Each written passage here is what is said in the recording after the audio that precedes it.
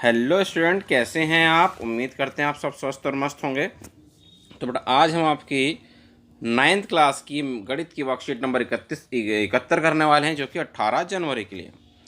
इसमें हम बेटा चैप्टर शुरू करने वाले हैं कंस्ट्रक्शन, जिसका पहला पार्ट है और जो एनसीईआरटी का 11वां पार्ट है आपका 11वां चैप्टर। कहते हैं required previous knowledge understanding of the line segment and the triangle. हमें ट्राइंगल और लाइन सेगमेंट की समझ होनी चाहिए, जो कि हमको है। कहते हैं children, to construct the perpendicular bisector of a line segment, we draw arc by taking end point of line segment as center and radius more than half of the length of the segment, intersecting each other on both sides of the line segment. By joining these point of intersection, we can get the perpendicular bisector of the given line segment. क्या कहा जी? उसने कहा अगर हम किसी भी line का line segment perpendicular bisector करना चाहते हैं तो उसके जो एंड पॉइंट हैं ए और बी, उनको हम centre as a centre use करते हैं, और जो हमारा प्रकार होता है उसको हम क्या करते हैं, हाफ से ज़्यादा, जितना ए बी है उसमें हाफ से ज़्यादा डिस्टेंस खोल लेते हैं प्रकार को, और एक पेंसिल से आर्क ऊपर लगाते हैं और एक नीचे। इस तरह से बी से भी एक ऊपर लगाएंगे, एक नीचे, जहाँ दोनों काटेंगे उसको एक दूसरे से मिला देंगे, और यही आपका होगा परपेंडिकुलर बाइसेक्टर। ठीक है जी, ये हमसे कहता है। अब आगे देखते हैं और आगे क्या कहता है वो हमसे। कहता है perpendicular bisector of line segment divide the line segment into two parts of equal length. कहता है जो परपेंडिकुलर बाइसेक्टर होता है वो लाइन सेगमेंट को दो समान भागों में बांटता है, and it is perpendicular to the given line segment. और ये लाइन सेगमेंट का क्या होता है, परपेंडिकुलर भी होता है। Let us understand it with an example. किस कहता है, इसको हम एक एग्जाम्पल के द्वारा समझते हैं। देखिए क्या कहता है वो। कहता है draw example first, draw a line segment of length 9.5 centimetre.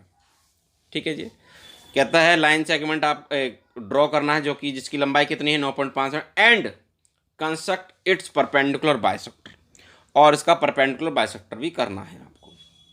तो सॉल्यूशन में क्या करेंगे हम, draw a line segment A B 9.5 centimetre.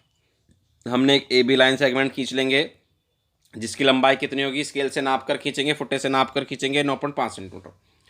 Taking A and B as centre and radius more than half of 9.5 centimetre.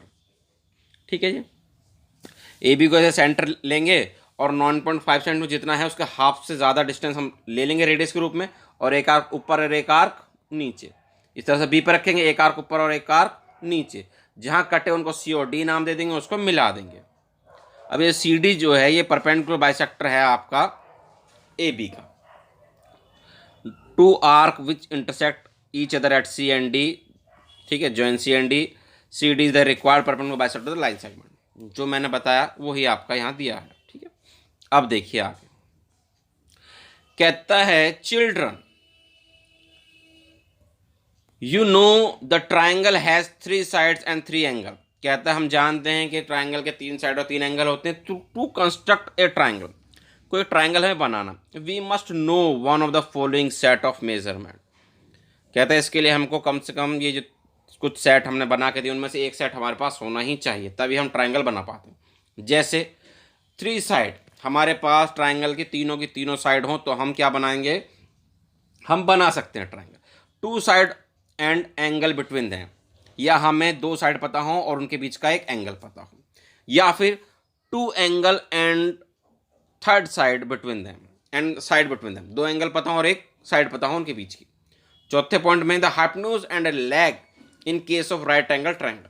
कहता है hypotenuse पता होना चाहिए और एक लेग पता होनी चाहिए जिसके बीच में राइट एंगल ट्राइंगल आपका बन रहा हो। ठीक है, राइट एंगल बन रहा हो। Let us understand with an example. कहता है एग्जाम्पल के द्वारा हम इसको समझने की कोशिश करते हैं। एग्जाम्पल 2 दे रखा है। कहता है construct an equilateral triangle of side 5.5 centimetre.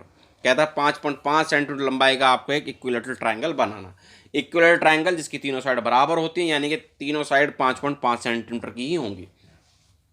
कहता है all side of equilateral triangle are equal, so equilateral triangle A B C, A B बराबर equal to B C equal to C A is equal to कितना होगा 5.5 centimetre. ठीक है, कहता है draw a line segment of B C. हम draw कर लेंगे एक लाइन सेगमेंट बी सी जिसकी लंबाई कितनी होगी 5.5 सेंटीमीटर। उसके बाद taking B and C as a centre and radius 5.5 centimetre. कहता है बी और सी को सेंटर मानेंगे और रेडियस हम आर्क अपने प्रकार में भर लेंगे 5.5 सेंटीमीटर। बी को सेंटर मान के एक आर्क लगाएंगे ऊपर की तरफ, सी को सेंटर मान के एक और आर्क लगाएंगे, जहाँ काटेगा वो उसको ए नाम दे देंगे और ए को बी से और ए को सी से हम ज्वाइन कर देंगे। इस तरह से हमारा ट्रायंगल ए बी सी बन जाएगा। ठीक है। Taking centre 5, draw arc which intersect each other at A, join A to B and join A to C, triangle A B C is required triangle. इस तरह से आपको ट्रायंगल बना ए बी सी वही आपका रिक्वायर्ड ट्रायंगल है। ठीक है बेटा। अब देखते हैं आगे क्या कहता है। कहता है ट्राई योरसेल्फ। कुछ क्वेश्चन उसने दिए हैं जो हमको करने हैं, तो देखिए बेटा। कहता है ड्रॉ ए ट्रायंगल पी क्यू आर। एक ट्रायंगल हमको बनाना है पी क्यू आर, जिसमें पी क्यू है 4 सेंटीमीटर, क्यू आर है 3.5, पी आर है आपका 4 सेंटीमीटर। ठीक है। What type of triangle in this. कहता है इसमें जो ट्रायंगल बन रहा है वो किस तरह का ट्रायंगल है। ये आइसोसेलेस ट्रायंगल है, क्योंकि इसकी दो भुजाएं क्या दिखाई दे रही है मुझे, 4-4 सेंटीमीटर की, यानी कि बराबर दिखाई दे रही है। जब दो साइड बराबर होती हैं तो आपका आइसोसेलेस ट्रायंगल होता है। ठीक है, ये बात तो क्लियर। अब इसका ट्रायंगल जो हमें बनाना है, तो सबसे पहले मैं क्यू आर खींचूंगा 3.5, क्योंकि ये तो दो साइड बराबर हैं, तो मुझे एक ही बार जो है आर्क काटनी पड़ेगी। ठीक है, एक ही बार जो प्रकार में दूरी भरनी पड़ेगी। तो क्यू आर में खींचता हूँ सबसे पहले कितना, 3.5 सेंटीमीटर। ये खींच दिया हमने। उसके बाद प्रकार में हम दूरी भर लेंगे कितनी, 4 सेंटीमीटर। ठीक है जी, प्रकार में कितनी दूरी भर लेंगे, 4। और क्यू और आर को सेंटर मानेंगे। पहले क्यू को सेंटर मानेंगे और एक आर्क ऊपर लगा देंगे, आर को सेंटर मानेंगे, एक और आर्क ऊपर लगा देंगे। जहाँ कटेगा उसे क्या नाम दे देंगे, पी। और पी क्यू क्यू से, पी को आर से क्या कर लेंगे, ज्वाइन कर लेंगे, और आपका ट्रायंगल पी क्यू आर बन जाएगा। ठीक है, ये आपने 4-4 सेंटीमीटर की जो आर्क लगाई थी, इस तरह से आपका ट्रायंगल पी क्यू आर बन जाएगा। अब देखते हैं दूसरा क्वेश्चन क्या कहता है जी। कहता है draw a line segment of length 10.3 centimetre and construct it's perpendicular bisector. तो हमें परपेंडिकुलर बाइसेक्टर करना है जिसकी एक लाइन सेगमेंट का, जिसकी लेंथ कितनी है, 10.3 सेंटीमीटर। तो सबसे पहले 10.3 सेंटीमीटर का एक लाइन सेगमेंट ड्रॉ करते हैं हम। ये हमने ड्रॉ कर लिया, जिसकी लेंथ कितनी है, 10.3 सेंटीमीटर। ठीक है, 10.3 सेंटीमीटर की लेंथ है। अब हमें इसका परपेंडिकुलर बाइसेक्टर करना है। तो मैंने आपको बताया था कि हम जो ए और बी को एज ए सेंटर यूज़ करेंगे, एक बार ए को एक बार बी को, और प्रकार के अंदर जो रेडियस हमें लेनी है वो 10.3 के हाफ से ज़्यादा लेनी है। और एक आर्क ऊपर यूज़ करेंगे, जब ए पे लगाएंगे, ए से लगाएंगे, और एक आर्क नीचे लगाएंगे। फिर बी से एक आर्क ऊपर लगाएंगे और एक आर्क नीचे लगाएंगे।